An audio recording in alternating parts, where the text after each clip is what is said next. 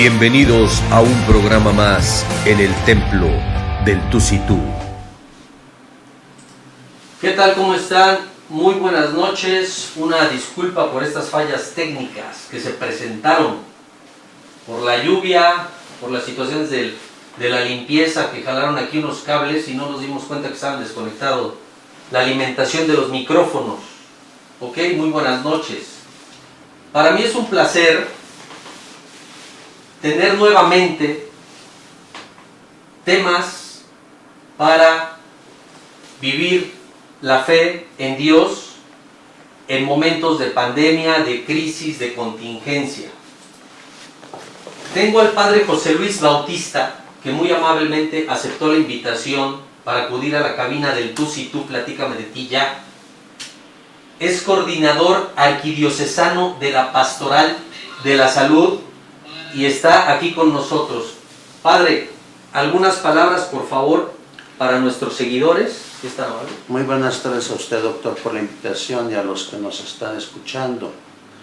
Creo que hablar de la fe es remontarnos a tiempos inmemoriales, porque desde que el hombre es nómada y después se hace sedentario en las márgenes de los ríos en el mundo, siempre ha creído en lo divino, siempre ha creído en los dioses, en el politeísmo o en el monoteísmo, tal como nos lo entrega el judaísmo hace 3000 años, la creencia en un solo Dios verdadero.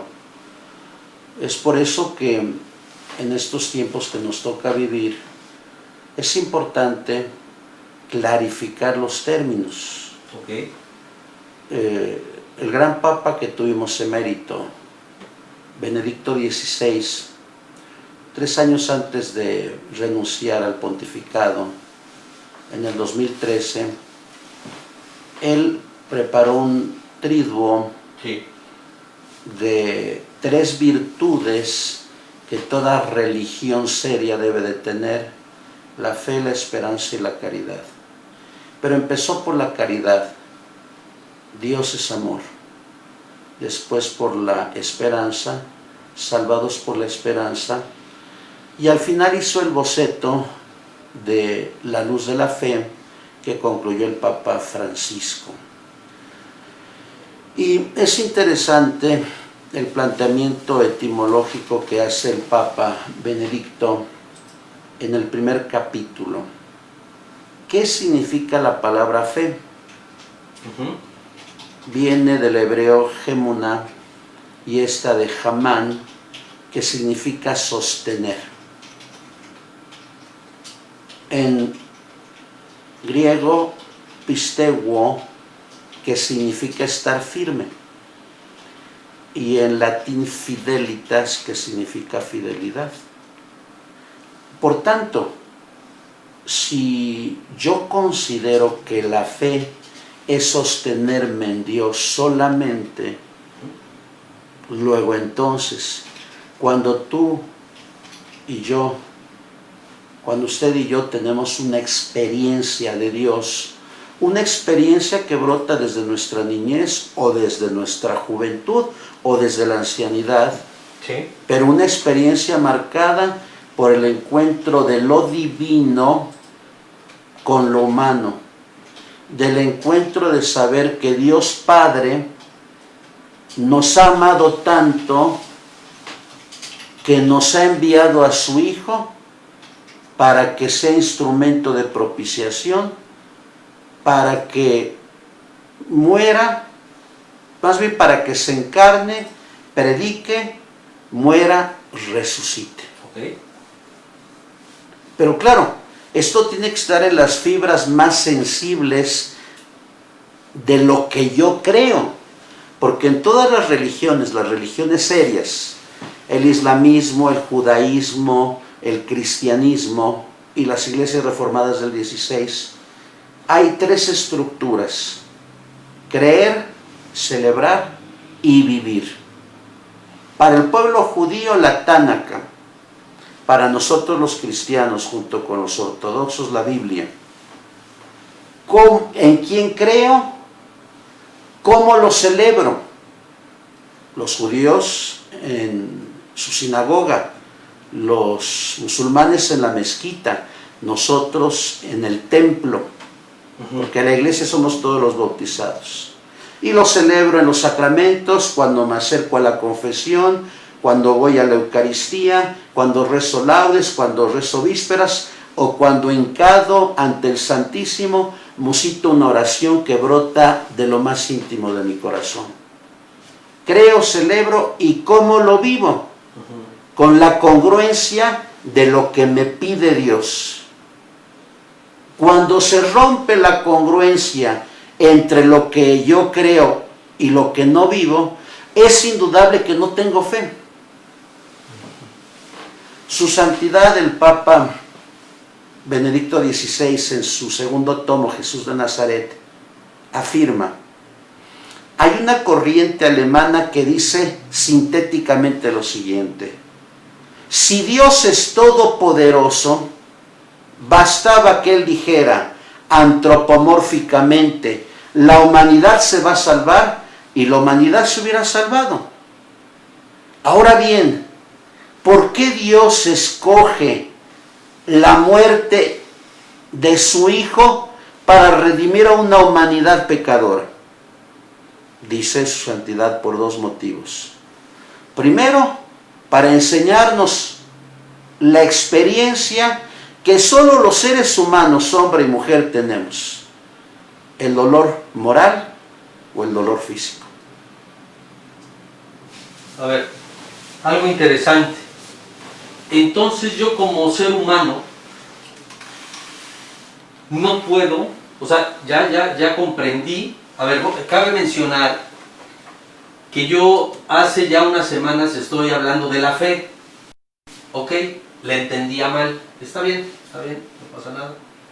Hay que reivindicar, reestructurar, y para los que se hayan identificado, por algo el Padre nos está orientando. Si yo tuve fe por alguna obra divina, alguna situación tangible, ¿qué no puedo perder la fe como ser humano? ¿O no puedo equivocarme y decir, entonces esto no era fe y qué tengo que hacer para vivir espiritualmente reforzado en estos momentos que dices, ¿y ahora qué va a pasar? O sea, yo creo que como ser humano eso es indudable. ¿Cómo le podemos hacer, Padre? No todos vamos a vivir en fe eternamente. Yo les estoy diciendo del sentido común. Soy pecador por no creer, por no haber perdido la fe. Por favor, instrúyame, por favor. Mire usted, en la parábola del sembrador de Mateo, porque Jesús era un buen pedagogo, él habla que la fe es como un granito que se siembra en la tierra. Nosotros vivimos en la ciudad de Puebla de Los Ángeles. Tal vez usted y yo nunca hemos arado la tierra, pero tal vez muchos han arado la tierra. Y Jesús dice, hay granos que cayeron en terreno pedregoso y como no tenían raíz, se secaron. Hay granos que cayeron en terreno, pero como no recibieron el abono, se secaron. Hay granos que cayeron en terreno fértil y dieron 30, 60 o 90%.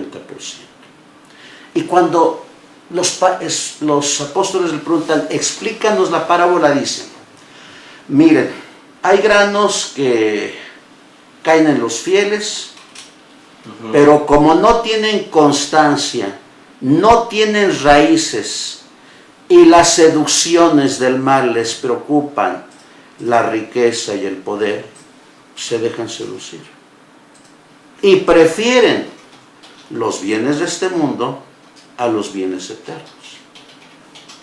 Ha habido muchos casos. Puede pensar el caso de Tomás Moro. Tomás Moro, un hombre rico, canciller en Inglaterra en tiempo de Enrique VIII, no estuvo de acuerdo con el divorcio de Catalina de Aragón con Enrique VIII para que ella se casara con Ana Bolena. Enrique VIII tenía como vasallos, como pasa en cualquier país, a los lores y los comunes, y firmó un acta de supremacía. los leguileyos le firmaron. Y Tomás Moro dijo, no te voy a firmar, porque hay 15 siglos de tradición de la Iglesia donde el Papa es la autoridad. Le quitó todo. Todavía le mandó a sus hijas a la Torre de Londres. Y dijo Tomás Moro, en estos momentos me siento tranquilo porque mi conciencia está en paz con Dios. Tomás Moro es el ejemplo de un hombre que le fue fiel a Dios, no importando la muerte en decapitación, pero permaneció firme, se sostuvo solo en Dios. Pero también dice Jesús, hay terreno que cae y vienen las aves y se lo comen. ¿Quiénes son ellos? Los que prefieren dejar a Jesús porque por Jesús tienen problemas o persecución. Ahí tenemos el ejemplo de San Pedro y San Pablo. Pablo murió decapitado y Pedro murió crucificado. No les importó tener problemas por seguir a Cristo. Pero ahora bien, doctor, yo le pregunto, ¿quién da la fuerza? La fuerza la da Jesús. Usted como médico y yo como clérigo, nos hemos encontrado a pacientes, a enfermos, que pueden estar muriendo, pero su rostro respira tranquilidad porque creen en Dios. Puede haber un paciente con un dolor de juanete izquierdo y puede estar gritando, porque en realidad su relación con Dios es nula. Dice San Pablo, el que no perdonó a su propio hijo, ¿cómo puede estar en contra de mí? Ni la persecución, ni la desnudez, ni la espada, ni el hambre, ni la muerte me van a separar de Dios. Si yo tengo fe total en Dios, en este tiempo de pandemia, yo le digo al Señor todos los días, Señor, si todavía tú me necesitas en la tierra, aquí estoy. Si en esta semana tú me pides partir a tu casa, pues me voy a ir. Decía Benjamin Franklin, cuando nacemos tenemos dos certezas, pagar impuestos y morirnos. La pandemia nos estruja y dice al ser humano, date cuenta que no eres inmortal, date cuenta que en cualquier momento te vas a morir. Pero es cuando hay muchos que dicen, como dicen los estadounidenses, oh my God, aunque no sientan a Dios. Pero cuando alguien tiene fe, aún en estos momentos, doctor, uno sigue perseverante en la fe. Es impresionante, para mí, que en mi personalidad tengo un abanico de posibilidades, no en el ámbito de religioso, pero a lo mejor decir, bueno, esta cirugía va por un familiar, se la quiero encomendar a esta persona, a ver, ayúdame porque tú viviste algún momento difícil, o alguna terapia, o sea, una versatilidad de ayudas que hay en el mundo. ¿Por qué pecamos? ¿O por qué no nos vamos a salvar si no predicamos la religión católica? Yo nunca he dicho que no nos vamos a salvar, usted lo está diciendo. Ok, a lo que yo entendí, a lo que yo entiendo. Eso es lo que usted está diciendo, claro, doctor. Claro. ¿Por qué no me voy a salvar, mejor dicho, si yo no tengo esa fe tan arraigada y que quiero que día a día luchar para que me enriquezca espiritualmente? ¿No es válido? Bueno, esa afirmación no es pregunta. Es pregunta. Bueno, yo le contesto como contestaba el Papa Francisco. Él decía, basándose en el capítulo 14, versículo 6 de Juan, yo soy el camino, la verdad y la vida, nadie va al Padre si no es por mí. Él dice, el relativismo que nos está tocando vivir nos enseña, como usted lo dice, un abanico de senderos. Okay. Puede ser el Feng Shui, el Reiki, pare de sufrir, la Ouija, los amuletos, los horóscopos, Walter Mercado, la energía cósmica, terapia de constelaciones. Ok. Pero dice Francisco, son senderos que nos conducen a un laberinto sin salida. Porque esa es la diferencia entre la religión y la superstición. Yo hace rato hablaba de grandes religiones. Ok. Un musulmán que está convencido de su práctica religiosa, mis respetos. Un judío que está convencido de lo que cree, mis respetos. Pero ¿qué es la superstición? Lo define el Catecismo de la Iglesia Católica. Es la desviación del sentimiento religioso a un objeto, a un rito o a una persona. Y es un laberinto sin salida. En cambio, la práctica de la religión, y lo digo como historiador, Claro. y lo digo como historiador, que nuestro Señor Jesucristo nació entre el año 7 al 6 a.C. Hay una equivocación de Dionisio Exiguo. Jesús predicó el Evangelio en 3 Pascuas, entre el 28 al 30. Pero Jesús resucitó victorioso. En la primera carta a los Corintios, Pablo dice, si Cristo no hubiera resucitado, nuestra fe no tendría sentido. Vana sería nuestra predicación y seríamos mentirosos de lo que no sucedió. Y yo le reviro la pregunta. ¿Por qué en el libro de Eusebio de Cesarea, Historia Eclesiástica, afirma que todos los apóstoles murieron mártires? ¿Usted cree que si los apóstoles hubieran escondido el cuerpo de Cristo, hubieran predicado un Cristo resucitado? ¿Qué les prometió Jesús? ¿Un puesto en el Senado romano? No. ¿Una casa en el Palatino? No. Jesús le prometió a cada uno la vida eterna. Por eso el capítulo 11 de la carta a los Hebreos, ¿cómo define la fe? La fe es creer en las realidades que no vemos, la certeza de lo que nos espera. Y yo como sacerdote católico tengo la certeza de que cuando un doctor me cierre los ojos, en ese momento voy a contemplar a Dios. Tengo esa certeza todavía. Yo me siento triste que haya más de 27,700 más los que se acumularon este día, que no se hayan despedido de papá, de mamá, que los hayan visto transitar en el hospital y no los abrazaron, no los besaron, no van a cerrar el duelo. Ahí lo va. Mande. ¿Qué pasa? Bueno, primero que nada, vamos a dar saludos, ¿ok? Bru SQ, ahora sí, doctor, ya se escucha bien. Perfecto, buenas noches, Sandra, Alicia, buenas noches. Elena Araoz, mi hermana, me están viendo en familia, muchísimas gracias, ¿ok? ¿Qué pasa con esas personas, tocando el tema, que no alcanzaron a confesarse? ¿Qué pasa con esas personas? O sea, los que fallecieron ayer y no hubo un sacerdote que los confesara. ¿Qué podemos hacer como familiares? ¿Dónde va a ir esa alma? ¿Va a estar penando? ¿No se pudo confesar? ¿Le tocó la pandemia? Se dice muy, muy crudo, pues así es.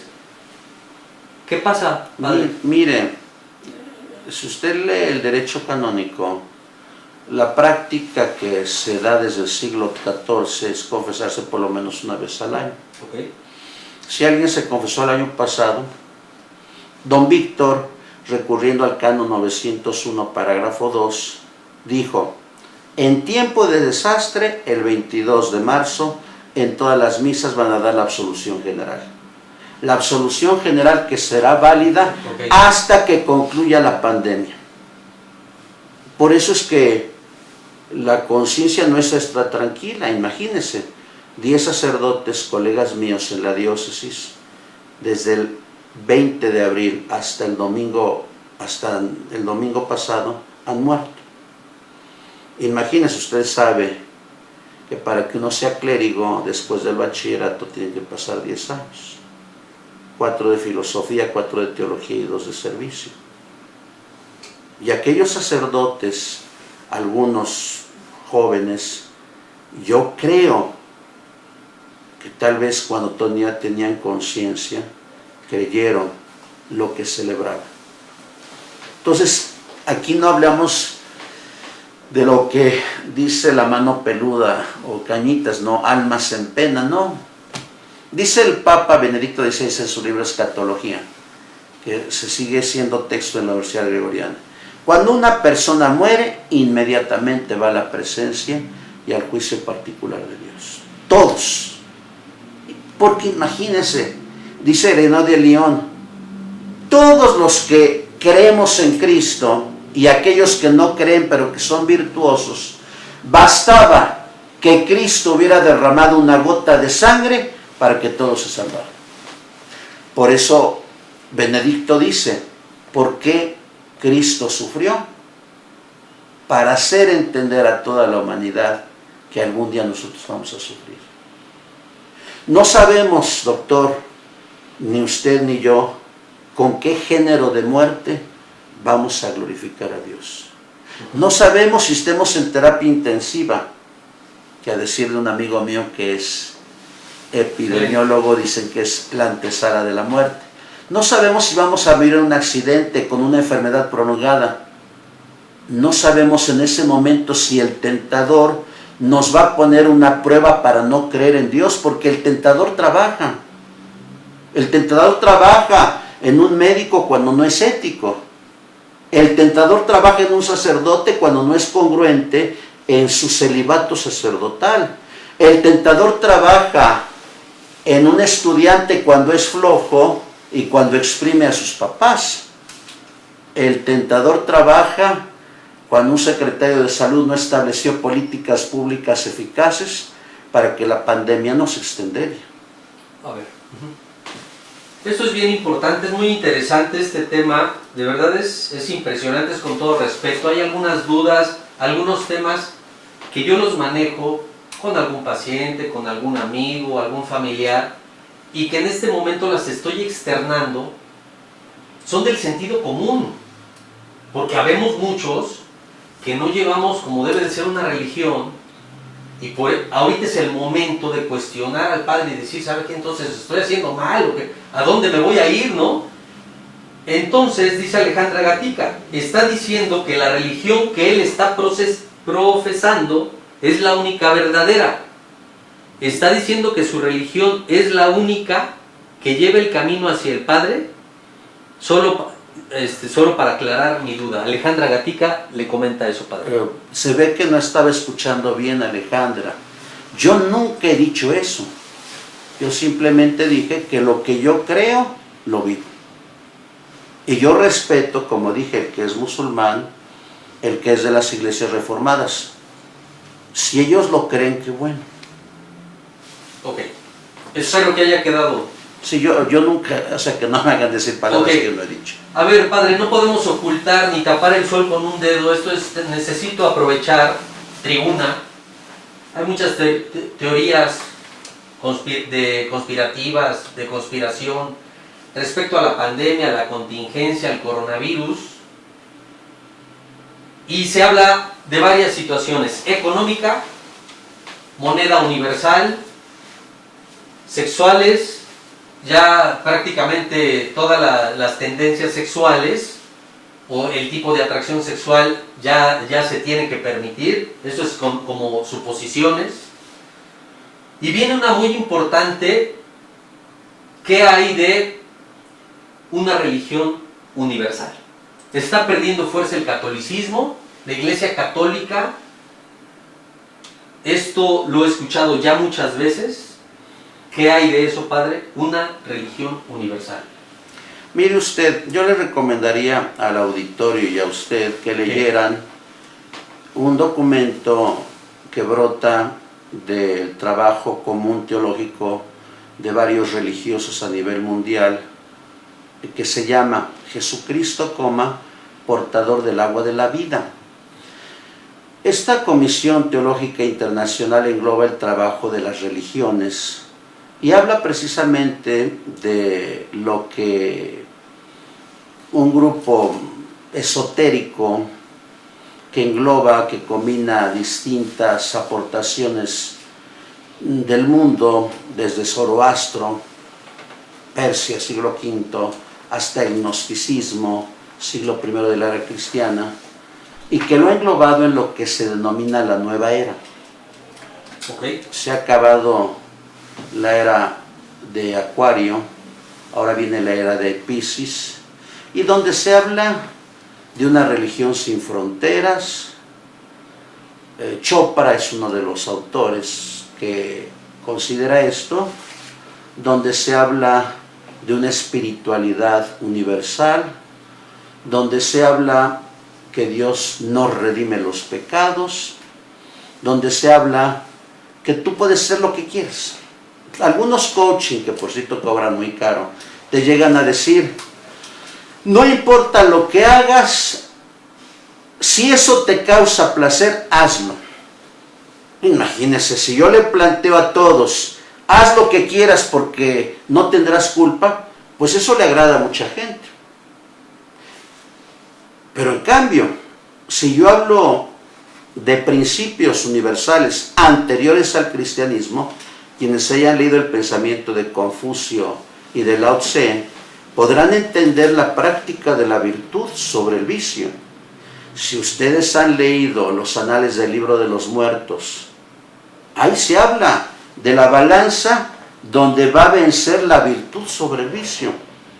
Por eso, aunque tú no seas religioso, si eres un hombre virtuoso, si eres un hombre honorable, si buscas el bien y no el mal, no cayendo en la fábula y en las trampas del relativismo de qué es la verdad, porque a veces los informadores dicen, usted tiene su propia verdad, eso es caer en un relativismo terrible. En el corazón y en la conciencia del ser humano sabemos cuando estamos haciendo mal. Si tú le gritas a tu madre, tú sabes en tu conciencia que estás haciendo mal, a menos que tengas una amencia psiquiátrica. Si tú robas, tú sabes que estás haciendo mal. Eso es, como dice la Gaudium et Spes, las semillas que Dios ha dado en toda la humanidad. Indudablemente, quien practica la virtud, aunque no conozca a Dios ni haya escuchado a Cristo, va a ir al seno de Dios. ¿Por qué escuchamos a diferentes presidentes de los países, pues sus situaciones políticas, públicas, el estado epidemiológico de cada país, de cada ciudad, a día a día? Yo ya hablé de esto. ¿Por qué no se ha prevenido el suicidio? ¿Sí? O sea, nada más no tienen el gel antibacterial, el cubrebocas, la careta, la Susana distancia, X. Pero las situaciones emocionales no se manifiestan, no dicen nada al respecto. ¿Por qué el Papa Francisco no sale diario, ahorita con las redes sociales, ya no quiero decir incrementar, a fortalecer nuestra fe? Entonces, ¿por qué no? Entonces es pregunta, ¿no? ¿Sí? Está usted desinformado. Claro, por no, eso es... Sí sale a diario. Ajá. Todos los días se le podía seguir por Facebook, celebrando la Eucaristía, aún encerrado. Búsquelo en Facebook desde marzo, celebrando la Eucaristía. Yo celebro todos los días la Eucaristía por Facebook. Mire, hay un pensador tertuliano, que es un pensador apologeta del siglo III, que decía, los cristianos, entendiendo la religión cristiana, hoy hay una multitud de religiones, no solamente somos excelentes cristianos, los cristianos somos excelentes ciudadanos. Y nosotros, como lo hizo el Papa en Roma, aunque el Estado Vaticano es un país, nosotros fuimos obedientes a las autoridades civiles. Y nosotros los sacerdotes, creo que la mayoría, seguimos celebrando y transmitiendo por Facebook, y desde Facebook nosotros damos palabras de aliento. El Papa ha dado palabras de aliento. ¿En qué página, padre, por favor? Parmenas Radio. Sintonícenos en parmenasradio.org. El Papa, el arzobispo transmite, el párroco de Amalucan, muchos párrocos transmiten. Excelente. Entonces ahí damos palabras de aliento, y aquí entre nos, yo cada domingo cuando celebro la Eucaristía en el Santuario de San Judas, transmito un mensaje de 5 minutos dirigido a enfermos o a médicos o a familiares, porque mis respetos a médicos, enfermeras, camilleros, personal sanitario de cocina, de vigilancia. En la actualidad están enfermos más de 30,000, más de los hospitales públicos, porque tristemente no tienen los insumos para protegerse del COVID. Mis respetos a ellos, porque son verdaderos héroes, y los médicos que han muerto, porque yo tengo aquí en la arquidiócesis el Colegio de Médicos Católicos y Profesionales de la Salud, espero que algún día pertenezca a este grupo, Claro. Y ahí precisamente podríamos entender que esta pandemia no solamente le da a los ricos, le da a los pobres, no solamente le da a la gente que tiene dinero, sino también a la que no tiene. Pero ciertamente hay que hacer una separación, que tal vez los hospitales privados sí tengan los insumos porque tienen que cobrar. No me imagino esos trajes especiales, el valor que tienen, que son desechables, en un turno en terapia intensiva, cuidados intensivos, donde haya enfermeras y donde entre el médico solamente a ver a 3 pacientes o a 5 y después retirarse el traje especial. Por eso, pues desde aquí un agradecimiento a esos grandiosos médicos, que los que yo conozco, desde que empezó la pandemia han muerto 6 médicos que yo conozco. Nos dice un seguidor, ¿cuál es la página del Papa Francisco? Vatican.com, debe de ser esa. Esa se busca fácilmente. Pongan misa diaria del Papa y la página oficial es Vaticano. Estoy muy confundido, mucho, porque resulta que yo estoy confundido porque, en primera, soy médico, cirujano, hice medicina general, cirugía plástica pediátrica, hice una maestría en psicología y psicoterapia. Consideraba hasta el día de hoy que yo tenía un acto de fe, pero en momentos complicados, complejos de mi vida, como cualquier ser humano, decía, ay, güey, titubeaba, me sentía ansioso, me decía, bueno, ¿qué estrategia voy a seguir? Algún examen difícil, algún paciente difícil, y algunos momentos caes en lo material y pierdes la situación espiritual. Dado a eso, a esa ignorancia, porque yo soy muy abierto, yo no soy, hay temas que no domino, por supuesto. Debido a esa ignorancia y esa falta de que lo quiero sentir aquí en el pecho, esa fe como la que yo entendía, o la que así conocí, pues ahora ya no sé qué es, porque es algo a lo mejor en lo que no crecí, o no llevaron a lo mejor mis familiares ese catolicismo que yo necesitaba. Sin embargo, a mi entender, pacientes salen bien, me va muy bien en mis cirugías, me recupero de situaciones que en el caminar vas viviendo y son complejas. Entonces, ¿cómo estamos, padre? Pues está bien. ¿Sí? Sí, mire, es que hay que leer mucho la Escritura. Ok. Hay 2 momentos en el capítulo 7 de Juan donde dice Jesús, ahora que tengo miedo voy a decirle a mi papá, líbrame de esta hora. Jesús tuvo miedo, como usted y yo hemos tenido miedo. Creo que el Papa Benedicto ha tenido miedo, el Papa Francisco también, nuestro obispo tiene miedo. Ok. Ahora, si usted lee el capítulo 22 de Lucas, cuando Jesús está en Getsemaní, cuando uno está en Tierra Santa y está en Getsemaní, supuestamente ahí está la roca donde estuvo Jesús, yo no puedo asegurarlo. Y nos retrata el médico Lucas, que era antioqueno, que Jesús estaba boca abajo, que estaba llorando. No me acuerdo cómo se llama, usted me va a sacar de la duda, doctor. Sí. ¿Cómo se llama cuando una persona está en una angustia?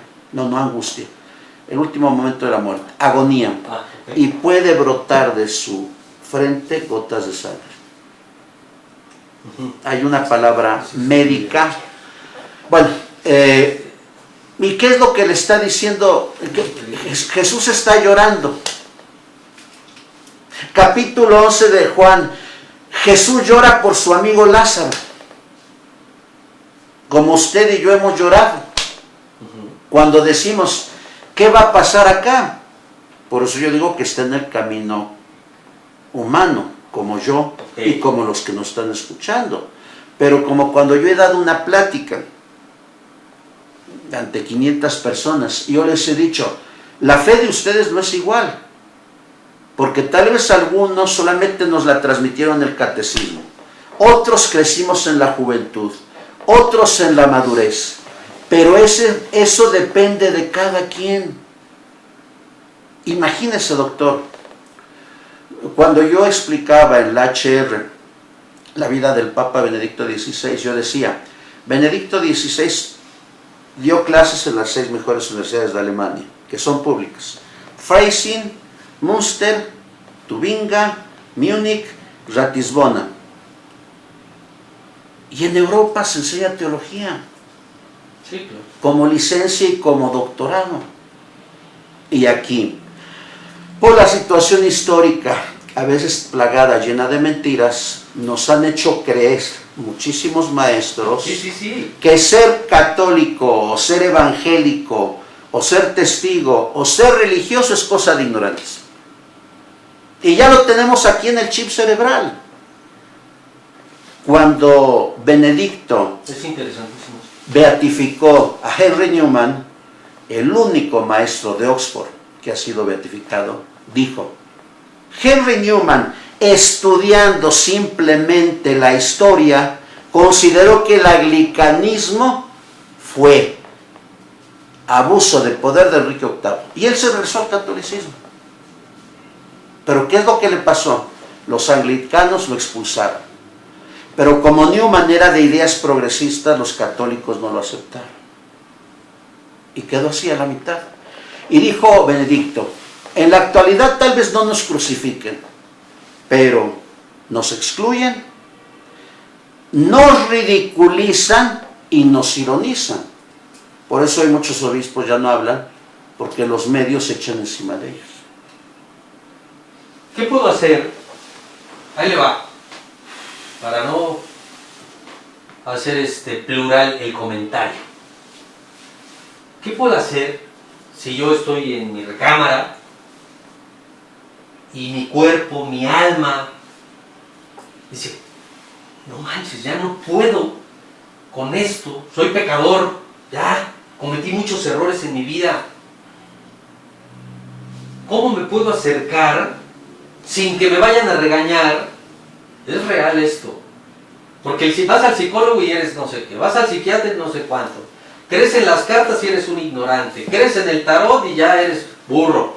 Oye, pero le estás buscando de dónde agarrarte. O sea, le estás buscando de dónde agarrarte. Y hay veces que sientes, es tangible y dices, no inventes esto, ¿qué me está pasando? Bueno, yo me quiero acercar a Dios, pero no me enseñaron cómo. Por eso hice este tema, para que me ayuden a acercarme a Dios en momentos de crisis o en momentos de tranquilidad, en momentos de alegría para saberle agradecer y no pecar de soberbio. En esta situación pandémica, porque no sé cómo acercarme, porque si digo una cosa, no, pues es que no va por acá. Si digo, Padre, por favor, y se lo digo así como situación personal, ¿cómo le puedo hacer para que día en día ya no caiga en esa duda, en esa situación de fe, ¿cómo le podemos hacer? Yo creo que ustedes, así como nosotros los médicos, los cirujanos, oye, ¿sabes qué? Mira, esa bubi necesitas hacerle así, ponte este antibiótico, ponte esto. Yo no le voy a decir, mira, hiciste, yo ya, es cuestión de cada quien. ¿Cómo puedo enriquecer eso, padre? Bueno, lo primero, no seamos prejuiciosos.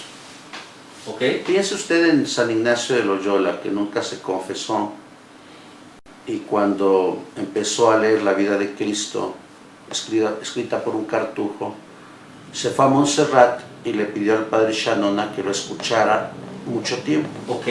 Y le platicó, y dice Ignacio que lo confesó toda una noche, que lloró sus pecados y que a partir de ese momento su vida fue vertical. Yo le aconsejaría, o les aconsejo a los demás, los que sean católicos, Okay. los que no sean católicos, pues que busquen a sus pastores, los que sean judíos, que busquen a un rabino, ¿Ok? y que platiquen y que le digan al padre, padre, quiero que usted me escuche 2 horas. Y el padre te dirá, mira, te cito tal día, platicamos, pero claro, así como si yo fuera, y perdón la comparación, No, adelante. si yo fuera con el mecánico, y el mecánico me dice, su coche está mal en esto y en eso, pues yo le tengo que creer al mecánico. Si tengo un problema jurídico, yo le tengo que creer al abogado, porque se entiende que es el perito. Si yo tengo un problema en el estómago, voy con el gastroenterólogo, o si tengo un problema en los ojos, con el oftalmólogo. Así también, si tú eres católico, pues simplemente confía con un sacerdote. Pero si el sacerdote te dice, mira, este es el caminar, y tú empiezas a decir, no, es que yo no creo eso, pues entonces, ¿para qué vas? Excelente. ¿Para qué vas si quieres escuchar tu autocomplacencia? Pues mejor ve con Walter Mercado, o mejor ve a Pare de Sufrir. Pues si quieres escuchar tu propia justificación, pues ve con Testigos de Jehová. Pero, ¿por qué, doctor, esta Iglesia Católica ha permanecido 20 siglos? Con todo y sus errores, y con sus grandes virtudes, con todo y pecadores en la Iglesia, entre laicos y sacerdotes, pero con todo y santos entre laicos y sacerdotes. ¿Por qué? Porque está sostenida por Dios, y contra Dios no se puede luchar. Para los que creemos, yo respeto a los que creen en otra religión. Yo no estoy diciendo que mi camino es el único. Okay. Para mí sí, pero respeto la convicción de los demás. Es como decía Vladimir Putin cuando hablaba de ideología de matrimonios igualitarios. Él decía, qué bueno, yo respeto los derechos de las minorías, pero que ellos respeten los derechos de las mayorías. Hay un autor comunista, Gramsci. Gramsci decía, tal parece que las minorías se comen a las mayorías. Nuestros derechos se los comen las minorías. Es como si estuviéramos en un estadio y que 50 dijeran, hay que cerrar esto. Sí hay que cerrarlo porque ellos tienen su derecho. Lo que pasa es bien interesante lo que acaba de comentar de las minorías contagian a las mayorías. El mal ejemplo siempre va a predominar al buen ejemplo. Si tú estás acostumbrado a atender tu toalla después de bañarte, a recoger tus platos, y eso lo acababa yo en el ámbito laboral, si estás acostumbrado a tener una actitud ante tu trabajo, pero llega alguien más y no está acostumbrado a colgar su toalla, a atender su cama, a recoger los trastes, es mucho más fácil que la persona que no lo hace te contamine, te contagie y lo dejes de hacer. O sea, al rato ya vas a botar la toalla, ya vas a botar los trastes, porque las minorías siempre van a contagiar a las mayorías. Pero dependen los principios. Si usted ha leído a Shakespeare, en La fierecilla domada, hay una frase que dice, no me acuerdo uno de los personajes, una dama puede ser de un patán un caballero, o de un caballero un patán. Influyen muchas cosas, la vivencia nuestra en la infancia y la autoestima. Claro. Y las cuestiones que tenemos por convicción. Una persona cuando es honorable, lo será siempre. Y aunque maneje 1,000 millones, lo será siempre. Es que el dinero lo sedujo, no. Una persona cuando es honorable será siempre honorable. Una persona cuando es honesta será siempre honesta, porque lo tiene por convicción y lo tiene por congruencia. Si hace rato yo hablaba que lo que creo como cristiano lo tengo que vivir, eso se llama congruencia. Cuando yo vi hace muchos años con Manolo Fábregas, ¿cómo se llama esta obra?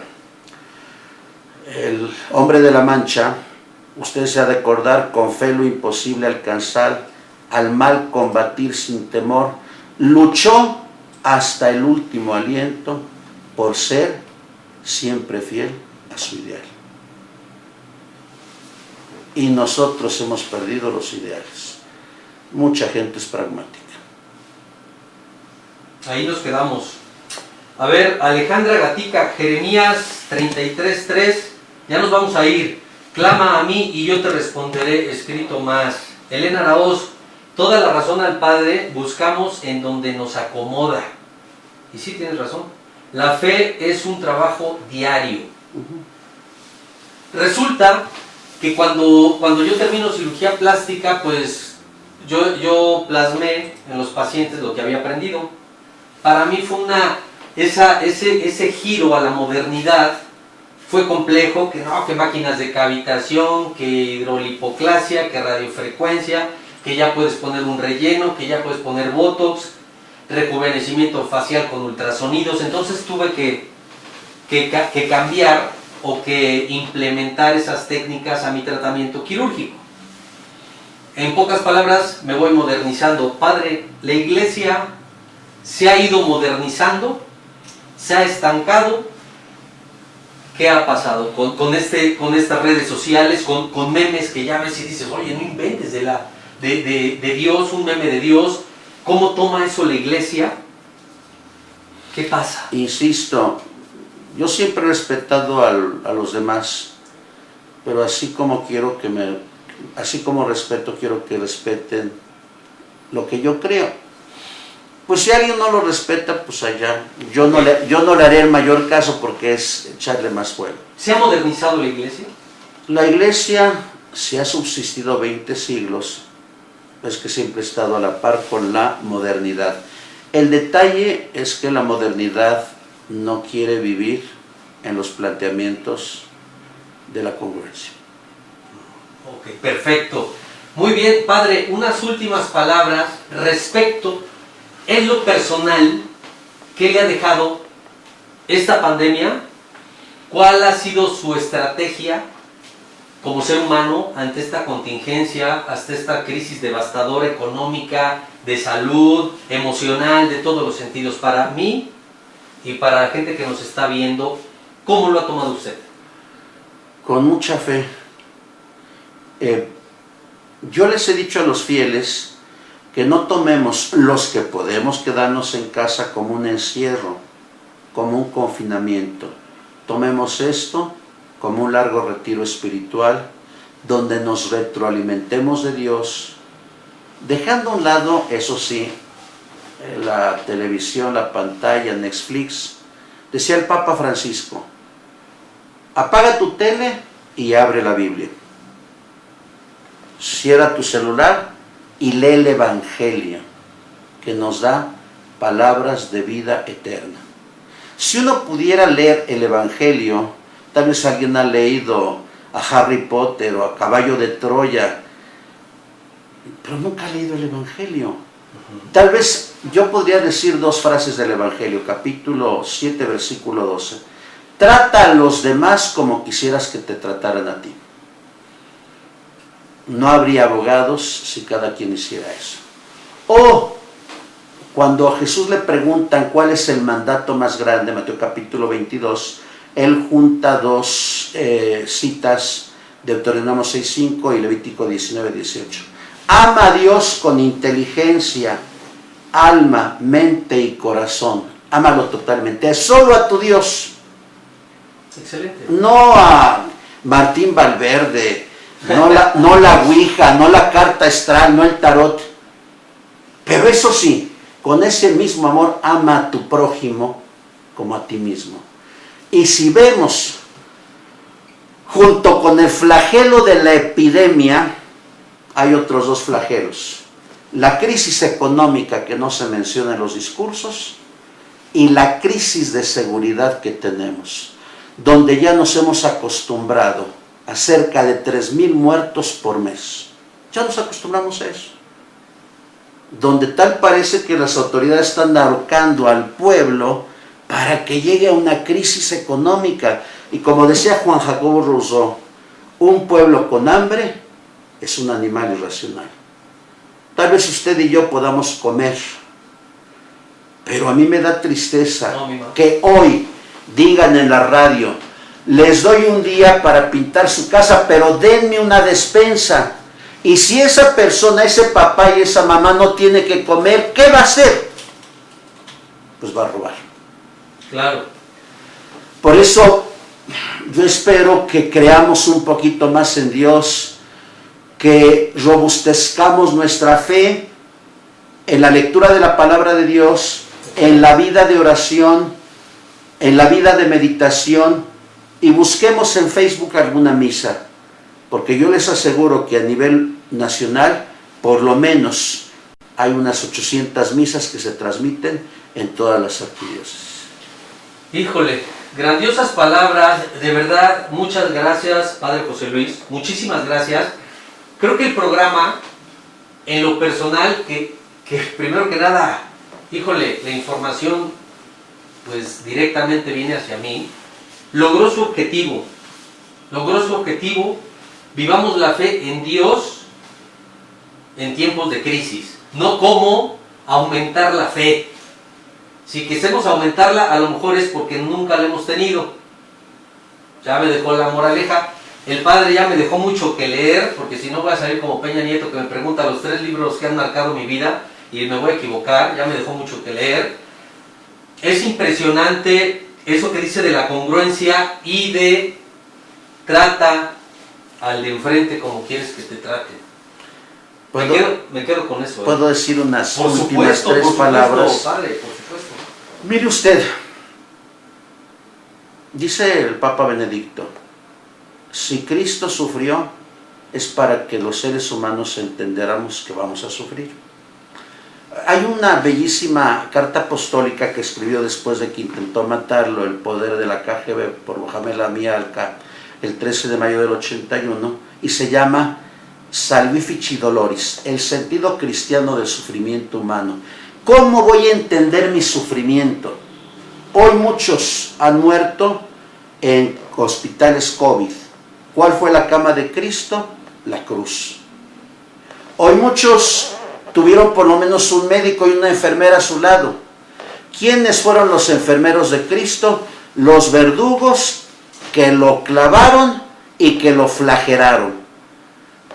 ¿Cómo han muerto los enfermos de coronavirus?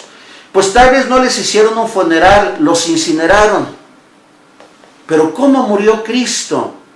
Que ese Cristo sufriente nos diga algo en medio de la alegría, del placer o del placer desenfrenado. Que ese Cristo que está sufriendo y que murió terriblemente les diga a sus familiares algo. Pero nosotros no nos quedamos con un Cristo muerto. Resucitó glorioso. Por tanto, aunque tu familiar haya sido incinerado, tú sabes que en el momento de su muerte, Cristo se lo llevó y que hoy está siendo intercesor porque Cristo lo purificó a través del sufrimiento. Ese es el sentido que los que nos llamamos católicos creemos, afirmamos, y algún día, si Dios nos permite sufrir, trataremos, acogiéndonos a Dios, de tener entereza y valor, porque después de la noche oscura contemplaremos la alegría de la resurrección. Grandiosas palabras. ¿Cómo es de verdad no estar acostumbrado a escuchar este tipo de lenguaje? Es real lo que estoy diciendo, es real. Estamos acostumbrados al lenguaje coloquial, porque te da pena demostrar tu espíritu, tu debilidad, tus dudas, y te da pena decir, ¿sabes qué? Mira, yo creo en esta situación. Es de verdad enriquecedor, nutre, escuchar palabras que ahí están, alrededor de aquí, de a la vuelta de la esquina. Y tuve que hacer todo un merequetengue para que llegara el Padre a dar estas palabras aquí en la cabina. De verdad estoy muy agradecido y quiero nada más preguntarle algo. Porque hay personas que se portaron muy bien en la vida y sufren mucho en su lecho de muerte. Parece que están pagando una penitencia. 3 meses hospitalizados, les cortan una pierna, les cortan la otra, diabéticos, insuficiencia renal, duran 6 meses, 1 año. Y fueron unas buenas personas en su vida. Y hay personas que son muy malos y mueren, casi se despiden, ahí nos vemos, hasta luego, y fallecen.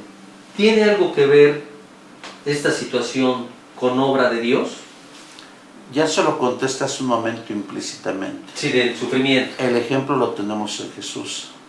Jesús era Dios. Si a Jesús le pasó eso, es mejor la purificación en la tierra, porque inmediatamente ese ser humano, y lo digo también por mi mamá que sufrió mucho por el cáncer, que fue una excelente madre, inmediatamente cuando muere va a contemplar a Dios. Aquel, decía Benedicto XVI en su libro Spe Salvi Facti Sumus, mientras tú vivas hay misericordia, pero apenas mueras habrá justicia. Y todo lo que hicimos en la vida, si no lo resarcimos en la tierra, después de la muerte, como lo entiende el catecismo, habrá un purgatorio. Yo prefiero no morirme de un ataque masivo, porque no arreglaría algunas cosas. Prefiero una enfermedad donde yo pueda ponerme en paz con el otro. Cuando muere alguien... ¿Pero no se puede poner en paz día a día? No, sí, no, pero lo estoy diciendo en línea general. Okay. Pero cuando muere alguien súbitamente, como ha pasado con los enfermos de coronavirus, a veces el hijo puede decir, si le hubiera dicho a mi mamá que la quería, si le hubiera dicho a mi suegra, aceptarla viendo sus virtudes y no sus defectos, y eso se llama resentimiento. Y con el resentimiento hay mucha gente que va a navegar el resto de su vida. Por eso las cosas se hacen en vida. Decía la gran Teresa de Ávila, vivamos cada día como si fuera el último día de nuestra existencia. Amando, comprendiendo, perdonando y aceptando. Excelentes palabras. Padre José Luis Bautista, coordinador arquidiocesano de la Pastoral de la Salud. Muchísimas gracias por estas hermosas palabras. Me voy con mucha tarea a mi casa y de verdad quiero contagiar esto, el significado que para mí fue este gran tema. Algunas palabras de despedida, Padre, por favor. Pues Dios les bendiga a todos ustedes, Dios bendiga el trabajo de todos en sus hogares. Hay que ser siempre tolerantes a todo, pero siempre hay que seguir el bien y nunca el mal, seguir la verdad y no el error. El Señor esté con ustedes y la bendición de Dios Todopoderoso, Padre, Hijo y Espíritu Santo, descienda sobre ustedes y permanezca para siempre. Dios les bendiga. Muchas gracias, Padre. Muchas gracias. Si quieren contactarnos para las entrevistas, está la licenciada Lucía, 22 21 62 59 34. Ella es la que coordina todas las personas que van a acudir a la cabina del Tú si tú, platícame de ti ya. Muchísimas gracias por escucharnos. Nos vemos próximo miércoles. Y no lo olvides, el templo te espera. Síguenos en Facebook, Instagram y suscríbete a nuestro canal y comparte.